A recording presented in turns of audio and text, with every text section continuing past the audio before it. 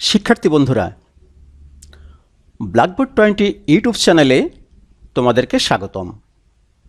আজকে আমি তোমাদের সাথে যে প্রশ্নটি নিয়ে আলোচনা করব সেটি হচ্ছে close test with clues or cloze test without clues. এটি মূলত একটি শূন্যস্থান পূরণ জাতীয় প্রশ্ন। কষ্টের কথা হচ্ছে আমরা সাধারণত এই প্রশ্নটির তেমন কোনো নিয়ম না শিখেই আমাদের সাধারণ আইডিয়া নিয়ে আমরা পরীক্ষার হলে যাই, ফলাফলটা খুবই হতাশাজনক। আজকে আমি তোমাদেরকে দেখাবো এই প্রশ্নগুলোর নিয়ম আমরা কিভাবে আয়ত্ত করতে পারি, আর মোস্ট ইম্পর্টেন্টলি আমি তোমাদেরকে বলবো এই প্রশ্নটি লেখার ধরনটা, অর্থাৎ উত্তরপত্রে এই প্রশ্নটা আমরা কিভাবে লিখব। খুব গুরুত্বপূর্ণ কথাটি আমি এই লেসনের শেষে আজকে তোমাদের সাথে শেয়ার করব। তো চলো শুরু করে দিই আমাদের আজকের লেসনটি। মনে করো এটি আমাদের একটি প্রশ্ন, এই আমাদের টেক্সট, এটি হচ্ছে আমাদের ক্লু বক্স, অর্থাৎ এই প্রশ্নটির নাম হচ্ছে ক্লোজ টেস্ট উইথ ক্লুজ। যেহেতু এখানে ক্লু দেওয়া আছে এই জন্যই এই প্রশ্নটির নাম হচ্ছে ক্লোজ টেস্ট উইথ ক্লুজ। তো এখানে যখন ক্লু দেওয়া থাকবে তখন এখানে এই ইনস্ট্রাকশনটি হবে, প্রশ্নের ইনস্ট্রাকশনটি হবে এমন। তা আমরা একটু ইনস্ট্রাকশনটি পড়ে নিই। Fill in the blanks with the words from the box. এই যে বক্স, এই বাক্স থেকে শব্দ নিয়ে এই শূন্যস্থানগুলো পূরণ করো। You may need to change the forms of some of the words. এখানে কিছু কিছু শব্দের রূপের পরিবর্তন করা লাগতে পারে, নাও লাগতে পারে। You may need to use one word more than once. এবং এখানকার কোনো কোনো শব্দ হয়তো একাধিকবার ব্যবহার করা লাগতে পারে, নাও লাগতে পারে। এটুকু হচ্ছে প্রশ্নের ইনস্ট্রাকশন। তো এরকম বক্স থাকবে, এই হচ্ছে আমাদের ইনস্ট্রাকশন। এই প্রশ্নটির নাম হচ্ছে ক্লোজ টেস্ট উইথ ক্লুজ, অর্থাৎ এই ক্লু দেওয়া আছে। তো যখন এই ক্লুটা দেওয়া থাকবে না তখন সেটির নাম হবে ক্লোজ টেস্ট উইদাউট ক্লুজ। তা আমরা এটি মুছে দিয়ে দেখে নিই। আমরা এটি মুছে দিলাম। এখন কিন্তু এই প্রশ্নটির নাম হয়েছে ক্লোজ টেস্ট উইথ ক্লুজ। তো ক্লোজ টেস্ট উইদাউট ক্লুজ। তো উইদাউট ক্লুজ যখন হবে তখন কিন্তু ইনস্ট্রাকশনটা এরকম হবে না। তো ইনস্ট্রাকশনটা কেমন হবে আমরা দেখে নিই। তখন আমাদের ইনস্ট্রাকশনটি হবে হচ্ছে এই যে এমন। রিড দ্য ফলোয়িং টেক্সট, নিচের টেক্সটটি পড়ো, and fill in the gaps, এবং শূন্যস্থানগুলো পূরণ করো উইথ অ্যান অ্যাপ্রোপ্রিয়েট ওয়ার্ড, একটি উপযুক্ত শব্দ দিয়ে। সেই শব্দটি তোমার নিজেকেই নির্ধারণ করতে হবে। To make it a meaningful one, এই প্যাসেজটিকে অর্থবহ করবার জন্য। এটি হচ্ছে উইদাউট ক্লুজ। তো এই হচ্ছে আমাদের উইথ ক্লুজ এবং উইদাউট ক্লুজের ধারণা।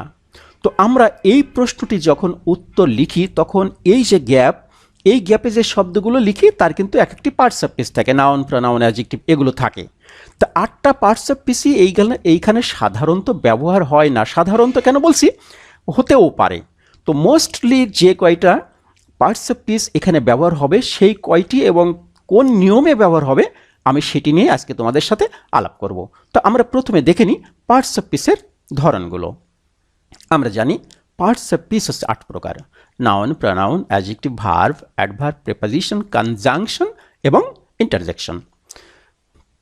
তো এই 8টা পার্টস অফ স্পিচই ব্যবহার হয় না। আমি একটু আগে বলেছি যে সাধারণত মোস্ট ইম্পর্টেন্টলি যেগুলো ব্যবহৃত হয় সেগুলো হচ্ছে নাউন, প্রোনাউনটা সাধারণত ব্যবহার হয় না, আমরা কেটে দিলাম। অ্যাডজেক্টিভ, ভার্ব, অ্যাডভার্ব, প্রিপোজিশন এগুলো সবই ব্যবহৃত হয়। কনজাংশনে খুব রেয়ারলি ব্যবহৃত হয়, এটিও ব্যবহৃত হয়। ইন্টারজেকশন ব্যবহার হয় না বললেই চলে, আমরা এটিও কেটে দিলাম। তো আমরা ধরে নিলাম যে এই 6টি পার্টস অফ স্পিচ আমরা এই শূন্যস্থানগুলোতে ব্যবহার করব, অর্থাৎ উইথ ক্লুজ হোক আর উইদাউট ক্লুজ হোক, এই 6টি পার্টস অফ স্পিচ আমরা ব্যবহার করব। তা আমরা সবাই কিন্তু এই 6টা পার্টস অফ স্পিচ চিনি। যেমন নাউন কি, নাউন হচ্ছে নামবাচক শব্দ, আমরা সবাই জানি। যেমন আমরা বললে cock, rock, air, umbrella, Belal, Helal এগুলো সব কিন্তু নাম, ব্যক্তি বস্তুর নাম, এটি নাউন। একটু পরে আমরা দেখব এটির অবস্থান কোথায় হবে। আমি ছোট্ট করে বলছি যে আসলে এগুলো কি। আর অ্যাডজেক্টিভ কি, এই নাউনের গুণ প্রকাশ করে যে এই শব্দগুলো। যেমন আমরা লিখলাম good, bad, honest, weak, clever, kind etcetera, এগুলো হচ্ছে গুণবাচক শব্দ, এই নাউনের গুণ প্রকাশ করে। অ্যাডজেক্টিভ কি, ভার্ব কি, ক্রিয়াবাচক শব্দ, আমরা সবাই জানি কাজ বোঝালে সেটা ভার্ব হয়। তো কাজ কি, come, go, write, buy, tell, test, tweet etcetera, এগুলো সবই হচ্ছে ভার্ব। অ্যাডভার্ব কি, এই ভার্বের কার্য কোথায় কখন কিভাবে সম্পন্ন হয় বোঝাতে যেই শব্দ আমরা ব্যবহার করি সেগুলোকে আমরা বলি অ্যাডভার্ব। যেমন আমরা কতগুলো শব্দ লিখলাম, tonight, tomorrow, sadly, badly, quickly, etcetera. এগুলো সবই হচ্ছে অ্যাডভার্ব। প্রেপোজিশনকে এই যে আমরা ইংরেজিতে ছোট ছোট শব্দগুলো পড়ি, in, on, to, with, for, by, এগুলো হচ্ছে মূলত হচ্ছে প্রেপোজিশন। এদের কাজ কি? এরা নাউন প্রোনাউনের পূর্বে বসে in, on, at, to, by, for, with, up. এরা নাউন প্রোনাউনের পূর্বে বসে ওই নাউন প্রোনাউনের সাথে সেন্টেন্সের অন্যান্য অংশের অন্যান্য শব্দের সম্পর্ক স্থাপন করে। আর কনজাংশনের কাজ হচ্ছে দুটি নাউন প্রোনাউন অথবা দুটি সেন্টেন্সকে সংযুক্ত করে দেওয়া। তো একবারে সহজ, and, but, or, who is that. তো এগুলো নিয়ে কিন্তু আমি আলাপ করব না, এগুলো আমি অ্যাট এ গ্লান্স একটু দেখিয়ে দিয়েছি, আমরা আরেকবার স্মরণ করে নিলাম যে কোনটা কি জাতীয় শব্দ। তো এইবার আমরা দেখব আসল কাজটি এবার আমাদের শুরু হবে, সেটি হচ্ছে এদের বাক্যে অবস্থানটা কোথায় হয়, সেটি হচ্ছে আমাদের আজকের লেসন। তো চলো শুরু করে দিই। প্রথমে আমরা নাউন নিয়ে কথা বলবো। হ্যাঁ, আমি লাল করে দিয়েছি, এই নাউন নিয়ে আমি প্রথম কথা বলবো। নাউনের অবস্থানটা কোথায় হবে? Before verb as a subject, অর্থাৎ নাউন ভার্বের আগে বসে কি হিসাবে বসে? সাবজেক্ট হিসাবে। উদাহরণ দেখে নিই, cocks crow in the morning, মোরগ ডাকে, ক্রো মানে ডাকা, এটি ভার্ব, তার আগে বসেছে এটি নাউন। তাহলে ভার্বের আগে নাউন বসেছে কি হিসাবে? সাবজেক্ট হিসাবে বসেছে। গুড। আরও একটু উদাহরণ দেখে নিই, after verb as an object, অর্থাৎ এই ভার্বের পরে বসতে পারে কি হিসাবে? অবজেক্ট হিসাবে। নাউন তাহলে ভার্বের আগে বসে, ভার্বের পরে বসে, আগে বসলে সাবজেক্ট, পরে বসলে অবজেক্ট। একটি বাক্য নিই, উই ফ্লাই কাইটস, আমরা উড়াই। এই যে উড়ানোটি কাজ, কি উড়াই? ঘুড়ি উড়াই, এটি নাউন। এটি বসেছে কি হিসাবে? অবজেক্ট হিসাবে। তাহলে নাউন কি হিসাবে বসলো? সাবজেক্ট এবং অবজেক্ট। আর কি হিসাবে বসতে পারে? After possessive pronoun or possessive noun. Possessive প্রোনাউনের পরে এবং পসেসিভ নাউনের পরে। নাউন প্রোনাউন আমরা দেখব, খুব সহজ। His pen is very nice, তার কলমটি খুব চমৎকার। এই যে হিজ, তার কি? কলম, এটি নামবাচক শব্দ, তার আগে হিজ, এটি হচ্ছে পসেসিভ প্রোনাউন। তো এরকম পসেসিভ প্রোনাউন আমি 5-6টা বলি, হিজ, হার, ইয়োর, আওয়ার, দিয়ার ইত্যাদি, অর্থাৎ আমার, তোমার, তাদের, এগুলো হচ্ছে পসেসিভ প্রোনাউন। তারপরে নাউন বসে। আর কোথায় বসে? পসেসিভ আর বসে কোথায়? পসেসিভ নাউনের পরে। তো পসেসিভ নাউনও একেবারে সহজ, করিমস শুজ আর ব্ল্যাক, করিমের জুতাগুলি কালো। কার জুতা? করিমের জুতা। এই যে নাউনের শেষে আমরা যখন অ্যাপোস্ট্রফি লিখে এস দিই তখন সেটা নাউন পসেসিভ হয়ে যায়, অর্থাৎ পসেসিভ নাউন হয়ে যায়। তাহলে পসেসিভ নাউনের পরে এই যে শুজ, এটি হচ্ছে নাউন। কিসের আগে বসেছে? ভার্বের আগে, সাবজেক্ট হিসাবে। আর কি হিসাবে বসতে পারে? After preposition as preposition's object, অর্থাৎ প্রেপোজিশনের পরে বসে। যেমন it is made in Japan, এই যেটি নাউন, তার আগে ইন। আবার the pen is of Mamun, কলমটি হচ্ছে মামুনের, এই যে মামুনের আগে অফ, এটিও প্রিপোজিশন, এটিও প্রিপোজিশন। প্রিপোজিশনের পরে কি বসবে? নাউন বসে। প্রিপোজিশনের কাজই হচ্ছে নাউন অথবা প্রোনাউনের পূর্বে বসে সেন্টেন্সের অন্যান্য শব্দের সাথে সম্পর্ক স্থাপন করবে। আর কি হিসাবে বসতে পারে noun? After adjective, most important role this one, এটি হচ্ছে সবচেয়ে গুরুত্বপূর্ণ রোল। আফটার অ্যাডজেক্টিভ, অর্থাৎ অ্যাডজেক্টিভের পরে নাউন বসে। বাক্য লিখি, he is a good boy, এটি আমাদের নাউন। কেমন বালক? ভালো বালক, এটি গুণবাচক শব্দ, এটি অ্যাডজেক্টিভ। মোস্ট ইম্পর্টেন্টলি আমরা এটি মনে রাখবো খুব ভালো করে যে নাউন কিসের পরে বসতে পারে? অ্যাডজেক্টিভের পরে, অর্থাৎ অ্যাডজেক্টিভ দেখলে তারপরে আমরা একটা নাউন পাবো। তারপরে কি আছে? আরেকটি কি বলছে? Including article a and the, অর্থাৎ আর্টিকেলও কিন্তু অ্যাডজেক্টিভের শ্রেণীভুক্ত, অর্থাৎ আর্টিকেলের পরেও নাউন বসবে। বাক্যটি, the mango is very sweet to taste, আমটি খেতে খুবই টক। এই যে আমাদের আর্টিকেল, তারপরে বসেছে নাউন। আশা করি আমরা ধরতে পেরেছি আমরা কোথায় নাউন বসাবো। পরেরগুলো ব্যবহারে এত ব্যাপক আলোচনার প্রয়োজন পড়বে না। এবার আমরা দেখব অ্যাডজেক্টিভ। অ্যাডজেক্টিভ কী হিসাবে বসবে? নাউনের আগে বসে নাউনের গুণ প্রকাশ করবে। বিফোর নাউন, নাউনের আগে বসে। দেখি আমরা, we know her as a talkative girl, আমরা তাকে চিনি কি বালিকা? টকেটিভ বালিকা, অর্থাৎ টকেটিভ গার্ল। বাসাল মেয়ে হিসাবেই জানি। মেয়েদের মন খারাপ করবার কিছু নেই। আমি পরের লেসনটিতে আমি এখানে লিখে দেবো টকেটিভ বয়। ওকে, তো we know her as a talkative girl, আমরা তাকে চিনি কি হিসাবে? বাসাল মেয়ে হিসাবে চিনি। তাহলে এটি আমাদের গুণবাচক শব্দ, এই যে আমাদের নাউন। বিফোর নাউন, তাহলে অ্যাডজেক্টিভ কোথায় বসে? নাউনের আগে। আর কি হতে পারে? আফটার লিঙ্কিং ভার্ব, খুব মনোযোগ দিয়ে দেখবো এটা আমরা। আফটার লিঙ্কিং ভার্বের পরে বসে। লিঙ্কিং ভার্বগুলো আমি এখানে কয়েকটি দিয়ে দিয়েছি। সব বি ভার্বগুলো হচ্ছে লিঙ্কিং ভার্ব, অর্থাৎ অ্যামেজার ওয়াজার এরা লিঙ্কিং ভার্ব। আর এই যে আমরা চোখ দিয়ে দেখি, মন দিয়ে অনুভব করি, ত্বক দিয়ে অনুভব করি, নাক দিয়ে ঘ্রাণ নেই, তারপর জিহ্বা দিয়ে টেস্ট নিই, এগুলো সব লিঙ্কিং ভার্ব। আর এই যে গেট সাউন্ড আরও দু একটা লিখে দিয়েছি, এইগুলো লিঙ্কিং ভার্ব। তো লিঙ্কিং ভার্বের পরে কিন্তু অ্যাডজেক্টিভ থাকতে পারে। উদাহরণ দেই, শি ইজ আনহ্যাপি, এটি আমাদের বি ভার্ব। এই যে আমাদের বি ভার্ব, এটি লিঙ্কিং ভার্ব।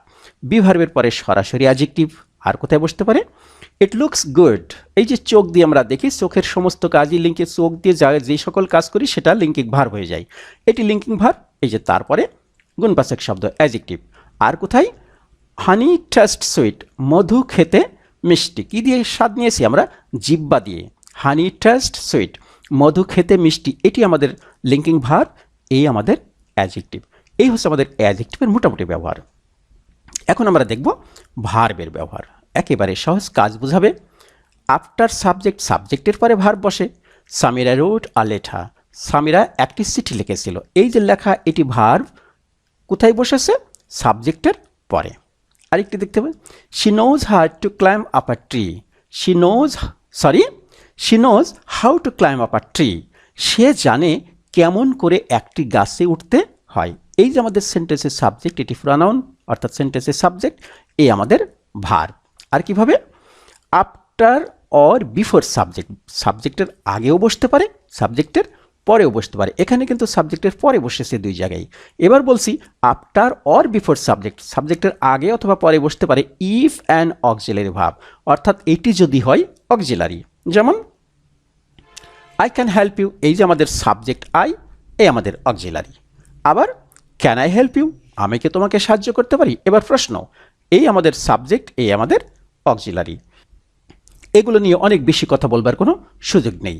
আরেকটি, at the beginning in imperative sentence, অর্থাৎ আমাদের বাক্যটি যদি অনুজ্ঞাসূচক হয়, আদেশ উপদেশ অনুরোধ বোঝায়, সর্বদাই আমরা ভার্ব দিয়ে বাক্য শুরু করি। যেমন টেল মি ইয়োর নেম, আমাকে তোমার নাম বলো, সরাসরি ভার্ব দিয়ে শুরু হয়েছে।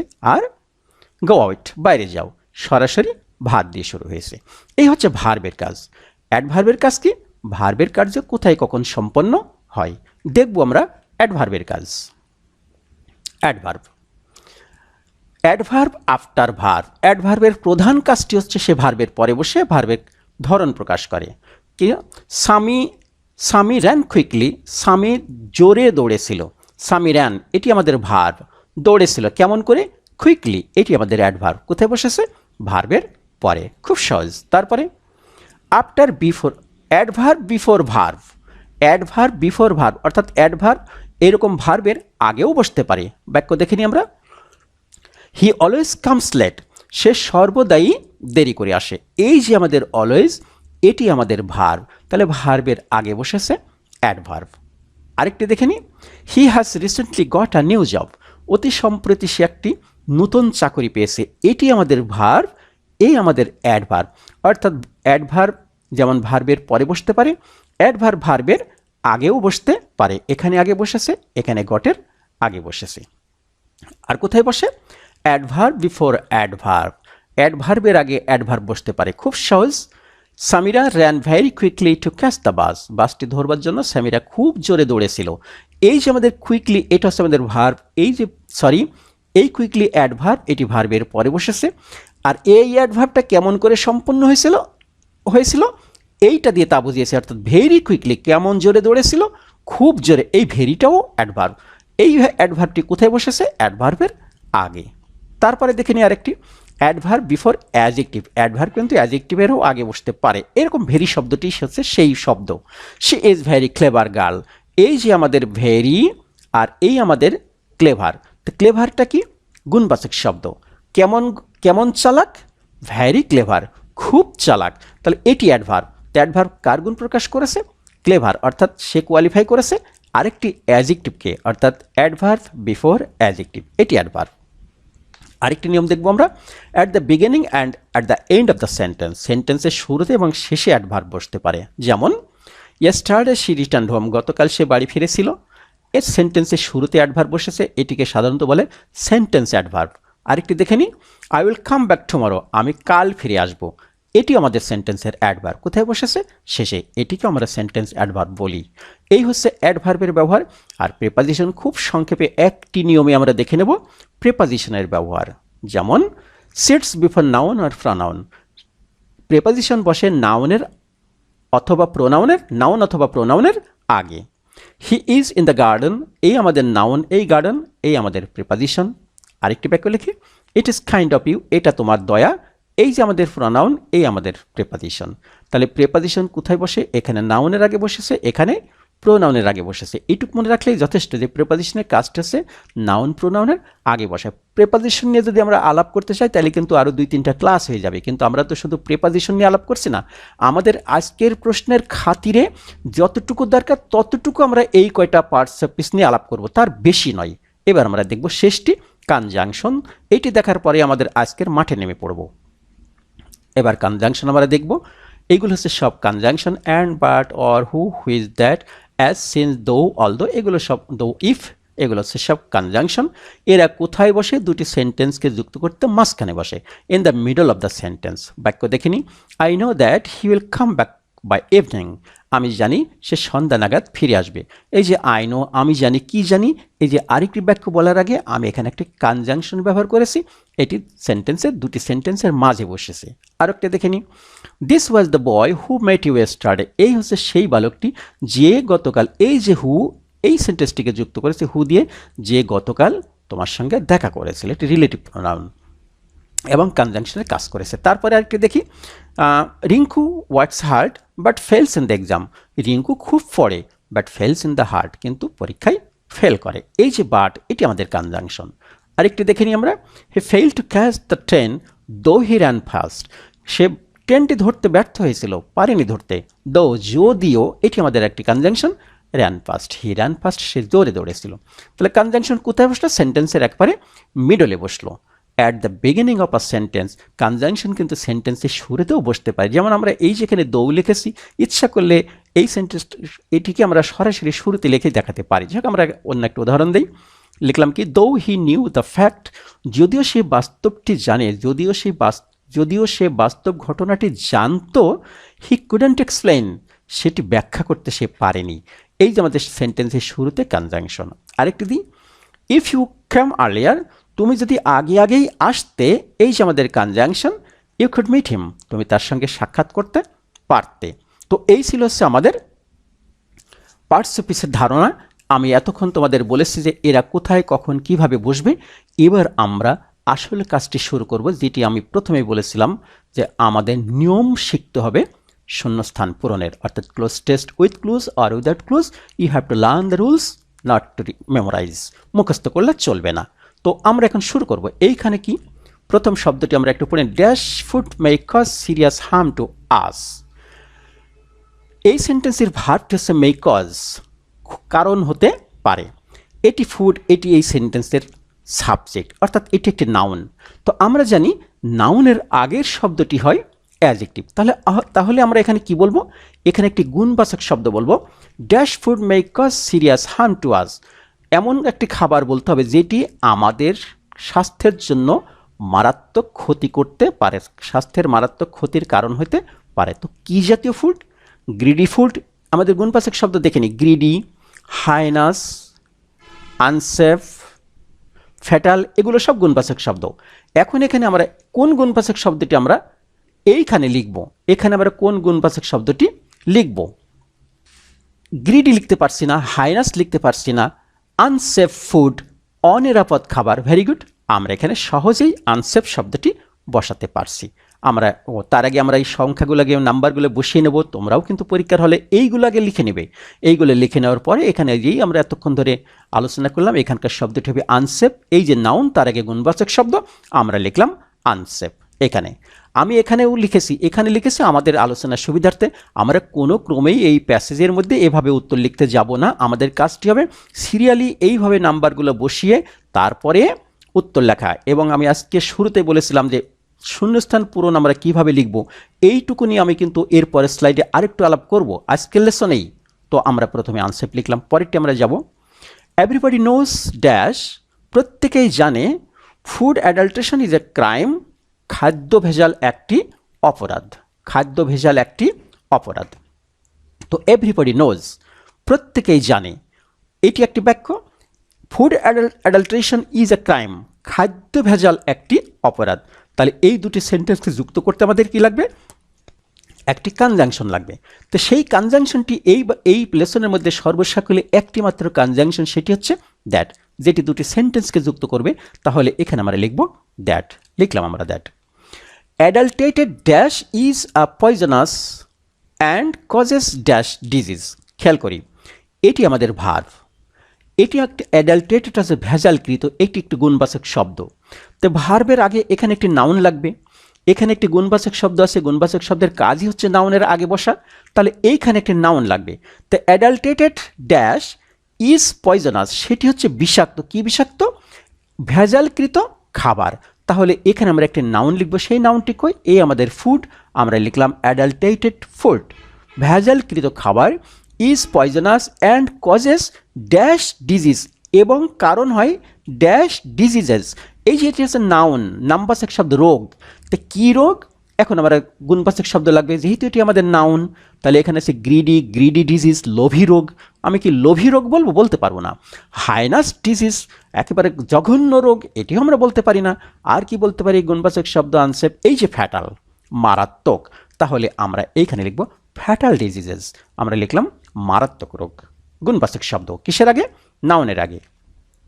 People eating this kind of food, লোকেরা এই ধরনের খাবার খেয়ে dash a victim to liver diseases, তারা লোকেরা এই ধরনের খাবার খেয়ে ড্যাশ আ ভিকটিম, শিকার হয়, টু লিভার ডিজিজেস, কিসের? ফুসফুসজনিত রোগ, ক্যান্সার, কিডনি ফেইলিয়ার, কিডনি রোগ হয়, অ্যান্ড সো অন, আরও কত কি। খেয়াল করি, people eating this kind of food, এই অংশের মধ্যে কোনো ভার নেই। A victim to liver disease, cancer, kidney failure and so on, এইটুকুর মধ্যেও কোনো ভার নেই। অর্থাৎ এই বাক্যটার মধ্যে এইটি হচ্ছে আমাদের ভার্বাল ওয়ার্ড। এখানে একটি ভার্ব লিখতে হবে। তো এখানে ভার্ব কোথায় আসছে? আমরা ভার্ব দেখিনি, ভার্ব গ্রিডি ফুড দ্যাট, এই যে আমাদের একটি মাত্র ভার্ব আছে, ফল। তো আমরা এখানে লিখলাম ফল অফ ভিকটিম টু। তো ভার্ব যখন আমরা লিখব তখন কিন্তু আমাদের আরেকটি কথা মনে রাখতে হবে। ভার্ব লেখার সময় মনে রাখতে হবে এটি কোন ফর্মে লিখব, প্রেজেন্ট, পাস্ট পার্টিসিপল, আইএনজি, কি লিখব। আমরা খেয়াল করি আমাদের পুরো গল্পটি কিন্তু প্রেজেন্ট ফর্মে। এই যে আমরা এখানে নোজ লিখেছি ভার্বের প্রেজেন্ট টু, এই যে এখানে মেই কজ লিখেছি এটা ভার্বের প্রেজেন্ট, অর্থাৎ এই গল্পটি হচ্ছে প্রেজেন্ট ফর্মের, প্রেজেন্ট টেন্সের গল্প এটি। তো যেহেতু ভার্বের প্রেজেন্ট ফর্ম আমরা লিখছি, তাই আমরা এখানে প্রেজেন্ট ফর্ম লিখলাম। আবার আরেকটা কথা, তো প্রেজেন্ট ফর্মের কিন্তু দুটি রূপ আছে, একটি ভার্বের এস ছাড়া লিখি, আরেকটি এস সহ লিখি। তো এখানে এসটা লিখলাম না কেন? কারণ এই সেন্টেন্সের সাবজেক্ট হচ্ছে পিপল মানে লোকেরা। অনেকগুলো লোক যখন হবে তখন আমি ভার্বের 1 নম্বর ফর্মটি ব্যবহার করতে পারবো, প্রেজেন্ট ফর্মটি ব্যবহার করতে পারবো, কিন্তু এস বাই এস লিখতে পারবো না। কারণ এস বাই এস বসে কেবলমাত্র থার্ড পারসন সিঙ্গুলার নাম্বারের শেষে, থার্ড পারসন সিঙ্গুলার নাম্বার হলে, কিন্তু এই সাবজেক্টটি তো থার্ড পারসন সিঙ্গুলার নাম্বার নয়, এটি third person plural number. Okay, thank you. Next one, some dash businessman, কিছু ব্যবসায়ী, এই যে নামবাচক শব্দ, কেমন ব্যবসায়ী? এটি আমরা এখানে বলবো কি ব্যবসায়ী? গ্রিডি, লোভী বিজনেসম্যান, অর্থাৎ লোভী ব্যবসায়ী। তো আমরা এখানে লিখলাম লোভী, এই যে এটি নাউন, নামবাচক শব্দ, তার আগে একটি গুণবাচক শব্দ, আমরা লিখলাম গ্রিডি। পরেরটি আসুন, সাম গ্রিডি বিজনেসম্যান, কিছু অসাধু আর লোভী ব্যবসায়ী, কিছু লোভী ব্যবসায়ী হ্যাঙ্কার ড্যাশ মানি। হ্যাঙ্কার মানে হচ্ছে লালায়িত হওয়া, আর মানি হচ্ছে অর্থ। তো লালায়িত হওয়া, অর্থ, এটি কিন্তু হচ্ছে না। আমরা যদি এখানে কোনো প্রিপজিশন না দিই তখন কিন্তু এই বাক্যটি সঠিক হবে না। হ্যাঙ্কার হচ্ছে লালায়িত হওয়া, মানি হচ্ছে অর্থ। তাহলে লালায়িত হওয়া, অর্থ, এটি কিন্তু হচ্ছে না। তো যখন আমরা দেখব এখানে গুণবাচক শব্দ বসিয়ে অর্থবোধক তৈরি করা যাচ্ছে না, তখনই আমরা জানবো এইখানকার শব্দটি হবে প্রেপাজিশন। তো এইখানে একটি মাত্র শব্দ আছে প্রেপাজিশন, সেটি হচ্ছে এই যে আফটার। তো আমরা লিখব হ্যাঙ্কার আফটার মানি, তো আমরা লিখেছি এখানে preposition. And commit this dash crime, এবং এই যে অ্যান্ড কমিট, এবং সংঘটিত করে, দিস ড্যাশ ক্রাইম, অপরাধ, এই অপরাধ সংঘটিত করে। তো অপরাধটা কি? নামবাচক শব্দ। তো অপরাধ যদি নামবাচক শব্দ হয় তখন তার আগে কি লাগবে? একটি গুণবাচক শব্দ লাগবে। তো কমিট দিস ড্যাশ ক্রাইম, এই অপরাধ সংঘটিত করে। কেমন অপরাধ? এই যে আরেকটি গুণবাচক শব্দ আমাদের রয়ে গেছে, হাইনাস, অর্থাৎ জঘন্য অপরাধ তারা সংগঠিত করে। তাহলে আমরা এখানে লিখব heinous. All should come forward, সবার এগিয়ে আসা উচিত। Dash make an end of this devastating offence, all should come forward, সবারই এগিয়ে আসা উচিত। Dash make an end of this devastating offence. Dash make, এই যে আমাদের একটি ভার্ব, যদি আমরা কখনো ভার্বের বেস ফর্ম দেখি, অর্থাৎ ভার্বের 1 নম্বর ফর্মটি দেখি, যেটাকে আমরা প্রেজেন্ট ফর্ম বলি, তখন তার আগে আমরা একটি টু লিখব। তো আমরা লিখলাম forward to make an end of this devastating offence. To কেন? এটি ইনফিনিটিভ ফর্ম, ভার্বের একদম বেস ফর্ম, তার আগে আমরা একটি টু লিখব। Devastating offence and save dash nation, save dash nation as soon as possible. এই যে আমাদের জাতি, এই জাতির আগে আমরা একটি দা লিখে দেবো, নির্দিষ্ট করে আমরা একটা জাতি বোঝাচ্ছি। And save the nation as soon as possible, যত তাড়াতাড়ি সম্ভব।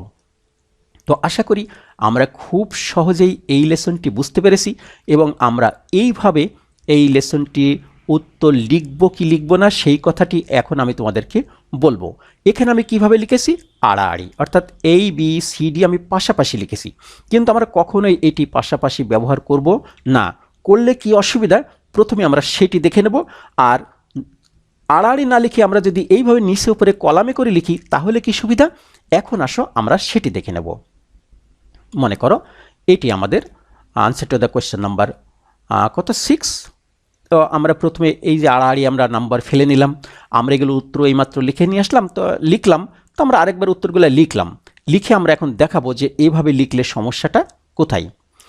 Unsafe heinous food greedy fall fatal after that to the, এই হচ্ছে আমাদের উত্তর।